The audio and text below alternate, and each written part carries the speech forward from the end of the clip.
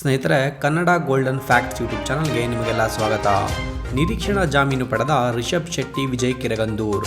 ನಿರೀಕ್ಷಣಾ ಜಾಮೀನು ಪಡೆದ ಕಾಂತಾರ ಜೋಡಿ ಕೆಲವು ಷರತ್ತುಗಳನ್ನು ಹಾಕುವ ಮೂಲಕ ಕಾಂತಾರ ಸಿನಿಮಾದ ನಟ, ನಿರ್ದೇಶಕ ರಿಷಬ್ ಶೆಟ್ಟಿ ಹಾಗೂ ನಿರ್ಮಾಪಕ ವಿಜಯ್ ಕಿರಗಂದೂರ್ ಅವರಿಗೆ ಕೇರಳ ಹೈಕೋರ್ಟ್ ನಿರೀಕ್ಷಣಾ ಜಾಮೀನು ಮಂಜೂರು ಮಾಡಿದೆ.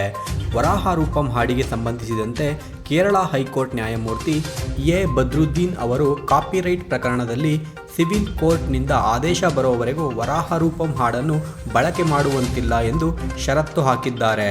ಅಲ್ಲದೆ ಮರು ವಿಚಾರಣೆಗೆ ಕೋರಲು ಅರ್ಜಿದಾರರಿಗೆ ಅವಕಾಶವಿದೆ ಎಂದು ಹೇಳಿದ್ದಾರೆ. ಕಾಂತಾರ ಸಿನಿಮಾದ ಸೂಪರ್ ಹಿಟ್ ವರಾಹ ರೂಪಂ ಹಾಡಿನ ಟ್ಯೂನ್ ಅನ್ನು ಕದಿಯಲಾಗಿದೆ ಎಂದು ಮಲಯಾಳಂನ ತೈಕ್ಕುಡಂ ಬ್ರಿಡ್ಜ್ ಆರೋಪಿಸಿ ದೂರು ನೀಡಿತ್ತು. ಅದು ತಮ್ಮ ನವರಸಂ ಹಾಡಿನದ್ದು ಎನ್ನುವುದು ಸಾಕ್ಷ್ಯ ಸಮೇತ ಕೋಝಿಕೋಡ್ನ ಠಾಣೆಯಲ್ಲಿ ದೂರು ದಾಖಲಿಸಿತ್ತು. ಈ ದೂರಿಗೆ ಸಂಬಂಧಿಸಿದಂತೆ ನಿನ್ನೆ ಹೊಂಬಾಳೆ ಫಿಲ್ಮ್ಸ್ನ ವಿಜಯ್ ಕಿರಗಂದೂರ್ ಮತ್ತು ರಿಷಬ್ ಶೆಟ್ಟಿ ನಿರೀಕ್ಷಣಾ ಜಾಮೀನು ಪಡೆದಿದ್ದಾರೆ. ಭಾನುವಾರವಷ್ಟೇ ಬೆಂಗಳೂರಿನಲ್ಲಿ ಕಾಂತಾರ ಸಿನಿಮಾದ ಶತದಿನೋತ್ಸವವನ್ನು ಆಚರಿಸಿದೆ ಚಿತ್ರತಂಡ. ಈ ವೇಳೆಯಲ್ಲಿ ಕಾಂತಾರ 1 ಸಿನಿಮಾದ ವಿಷಯವನ್ನು ಹಂಚಿಕೊಂಡಿದೆ. ಏಪ್ರಿಲ್ ಹೊತ್ತಿಗೆ ಕಾಂತಾರ 1 ಸಿನಿಮಾದ ಕೆಲವು ವಿಷಯಗಳನ್ನು ನಿರ್ದೇಶಕರು ಹಂಚಿಕೊಳ್ಳಲಿದ್ದಾರೆ. ಈಗಾಗಲೇ ಸ್ಕ್ರಿಪ್ಟ್ ಕೆಲಸದಲ್ಲಿ ಚಿತ್ರತಂಡ ತೊಡಗಿಕೊಂಡಿದೆ. ಆದರೂ ವರಾಹ ರೂಪಂ ಹಾಡಿನ ಸಮಸ್ಯೆ ಬಗೆಹರಿದಿಲ್ಲ. ಮುಂದಿನ ದಿನಗಳಲ್ಲಿ ಯಾರ ಪರ ತೀರ್ಪು ಬರಬಹುದು ಎನ್ನುವುದನ್ನು ಕಾದು ನೋಡಬೇಕಾಗಿದೆ. ನ್ಯಾಯಾಲಯ ಹಾಕಿದ ಷರತ್ತುಗಳು ಹೀಗಿವೆ. 2 ದಿನಗಳ ಕಾಲ, ಅಂದರೆ ಫೆಬ್ರವರಿ 12 ಮತ್ತು ಫೆಬ್ರವರಿ 13ರಂದು ವಿಚಾರಣೆಗಾಗಿ ತನಿಖಾಧಿಕಾರಿಗಳ ಮುಂದೆ ಹಾಜರಾಗಬೇಕು. ತನಿಖಾಧಿಕಾರಿಯು ಅವರನ್ನು ವಿಚಾರಣೆಗೆ ಒಳಪಡಿಸಿ ಒಂದು ವೇಳೆ ಬಂಧಿಸಿದರೆ ನ್ಯಾಯವ್ಯಾಪ್ತಿಯ ನ್ಯಾಯಾಲಯಕ್ಕೆ ಹಾಜರುಪಡಿಸಬೇಕು.